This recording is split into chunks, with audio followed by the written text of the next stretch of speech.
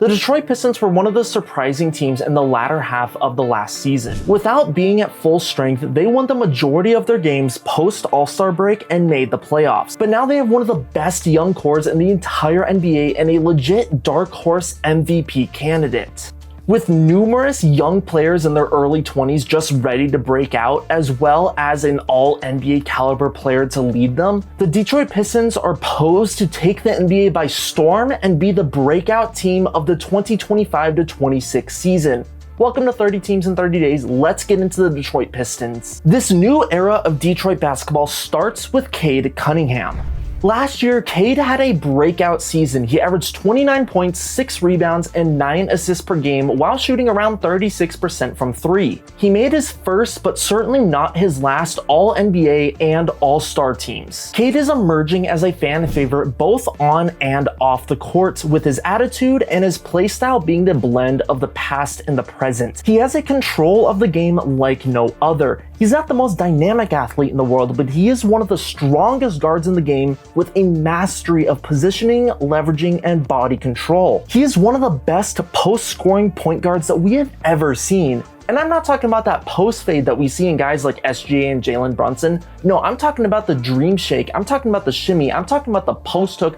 I'm talking about just straight up muscling over the opposing guard. You take his post game and then you take in the fact that he is clearly getting better as a shooter since first entering into the NBA, and you can see how he is surpassing his expectations and proving himself to be the #1 on a high level team. But this Detroit rebuild isn't just about Cade Cunningham, it is about the culture and the team surrounding him. Detroit has one of the best young cores in the NBA, a group of young, hungry guys who are ready to take the league by storm. Many of them are just barely 22, 23, 24 years old, getting into that prime age where they are ready to break out this year. Let's start with Jaden Ivey. So Ivey missed the majority of the previous season due to an injury, but he was someone that was in the process of breaking out. He came into the league with a Russell Westbrook-like comparison and finished last year averaging about 16, 17 points per game on 41% from 3. He has the perfect opportunity to be the ideal #2 player next to Cade, a guy who can create his own shot while spacing out the floor. When healthy and when these guys are on the court together, they are one of the best young backcourts in the entire NBA. If last season was the start of anything, it was proof that Ivey is going to come into his own this year.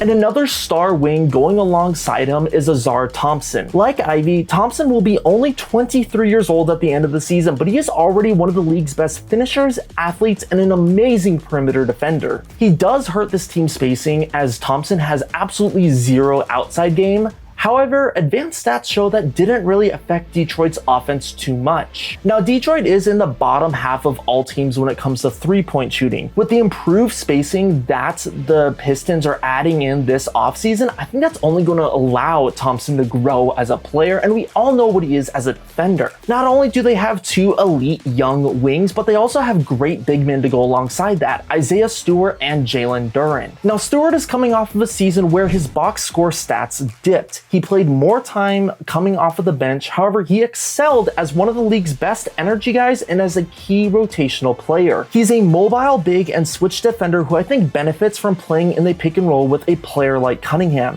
Even though, like I said, his box score stats were down, he is coming off of the best year of his career from an advanced stat standpoint. But the guy to get really excited about is Jalen Duren. Duren is coming off of an incredible year at just 21 years old, barely even old enough to drink. He was a walking double-double, averaging 12 points, 10 rebounds, 3 assists on almost 70% from the field. Duren is also a great defender. He's a great lob threat, and he and Cade Cunningham was statistically a top 10 pick and roll duo in the entire NBA last year. On top of that, his PER of 21 was the 7th best amongst all centers, basically putting him in all-star conversations at just 21 years old. As Cade Cunningham continues to grow and as this Detroit team adds in more spacing, I think this is the perfect situation for him to break out and become an even better player than we even saw him as last year. 4 of the 5 players in this young core are guys who I legitimately believe can become all-star level players, and then one of them can still be a very solid player in Isaiah Stewart, and then Cade Cunningham can be an all-NBA to MVP level player. That is the combination that is proven to win championships. A homegrown team with that MVP level candidate, a high level role player, and then those guys who are good starters to almost all-star level players. In a league that is all about depth, the Detroit Pistons are doing that almost better than everyone, and I have yet to mention two young prospects who are on this team. First is Ron Holland II. He is just now turning 20 years old and is one of the youngest players in the league. Last year, he only averaged 6 points in 15 minutes per game, which isn't too bad, but he isn't much of a shooter yet. However, Holland II is having a pretty solid summer league, dropping 28 points and 15 points in his first 2 games respectively. And Detroit only had 1 pick last year, and that was only a second-round pick, and they chose Chaz Lanier. But just because he was a second-round player doesn't mean he can't be effective from this team, because that couldn't be further from the truth. Lanier was simply put one of the best players in all of college basketball last season. He averaged 18, 4, and 1 in his final season at Tennessee. For the last 3 seasons, he shot 41% from 3, and in his senior year, he won the Jerry West Award, an award to the best shooting guard in the country. He was all SEC first team, and he was an All-American honorable mention. So why was he not drafted even higher? It's because he is already 23 years old. Typically, players at that age don't have as much upside as those younger 18, 19, 20-year-old guys, but guys who are a little bit older going into the NBA typically come in a little bit more polished. On top of that, that usually means they are ready to contribute even earlier, and the fact that he is only 23 years old means that he matches the rest of this Detroit timeline pretty well. He was one of the best shooters in the draft, and even if he can only do that at the NBA level, that alone is going to help out this Pistons team, and it's going to help out literally every single one of their stars. Not every player that Detroit has is young. Obviously, that's impossible, but Detroit has done a perfect job of combining their young core and letting their core dominate and take most of the minutes, but also filling them with the right rotational pieces of savvy veterans who can help this team on and off the court. No better to start about that is Tobias Harris. Harris is a bit older, and he is not exactly a part of this team's young core, but he's a solid scorer and floor spacer who at times can get hot and carry this team. However, Harris is known for being quite inconsistent and a guy who definitely gets paid more on his name than anything else. But he's an older player that this team needs both on and off the court. He isn't the player who he was a few years ago, but he is still a great player in limited minutes for Detroit. Going alongside Tobias Harris is Duncan Robinson. I honestly really like this move for Detroit. Robinson, as we know, can do one thing really well, and that is shoot the 3 ball, as he shot 39% from 3 last year. The Pistons lost Tim Hardaway Jr. this offseason, who now joined the Denver Nuggets, and Hardaway Jr. scored 11 points per game at the shooting guard position. This is a role that can easily be filled by Robinson, as for Miami, he averaged 11 points per game. Robinson may not also be the most consistent player in the world, however, he is a great guy to come off of the bench and play occasional starter minutes. And their last really solid bench player that I want to talk about was another new addition from this offseason, and that is Caris LeVert. LeVert is coming off of a really solid season last year. He played 64 games, averaged 12, 3, and 3, while shooting 37% from 3. Like Robinson, he can fill the role that was left by Tim Hardaway Jr.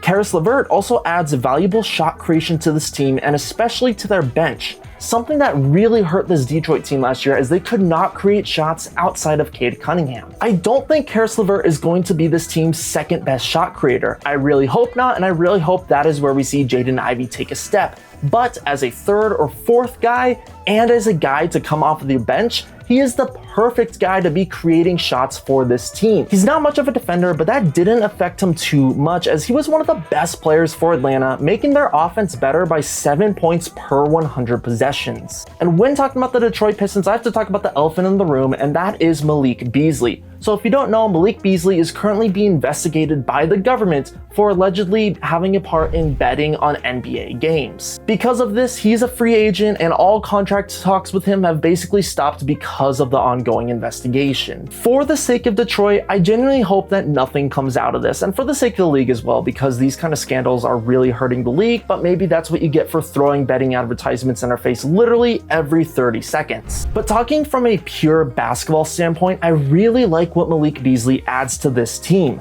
He was pretty solid last year, as he provided that much needed floor spacing, shooting 41% from 3. He played all 82 games last year and averaged 16 points per game. He honestly played pretty well for them. I mean, he played good enough to where he should have earned a contract where you don't need to rely on betting on NBA games for any level of money. Detroit is not exactly a finished product just yet, but they may not need to make any other major additions, and they may just have to watch this team grow. In a weakened Eastern Conference, they're in the perfect position to surprise a lot of people. At the very least, they should make the playoffs, but my personal ceiling for this team sees them making it all the way to the conference finals. They have one of the best cores in the NBA, and they already have a bona fide superstar on top of that. Motor City Basketball is back. This once prestigious franchise finally has a reason for fans to show up. Just a few years ago, fans were literally avoiding this team and showing up wearing bags over their heads in games. Now this should be one of the most exciting teams to watch all year, and this is going to be a team that I think can make a legitimate run at the second or third round in the Eastern Conference playoffs. This has been 30 Teams in 30 Days. Check out our last episode where we broke down the Denver Nuggets, but that is it for this one. If you liked the video, you know what to do, but I will catch you all later.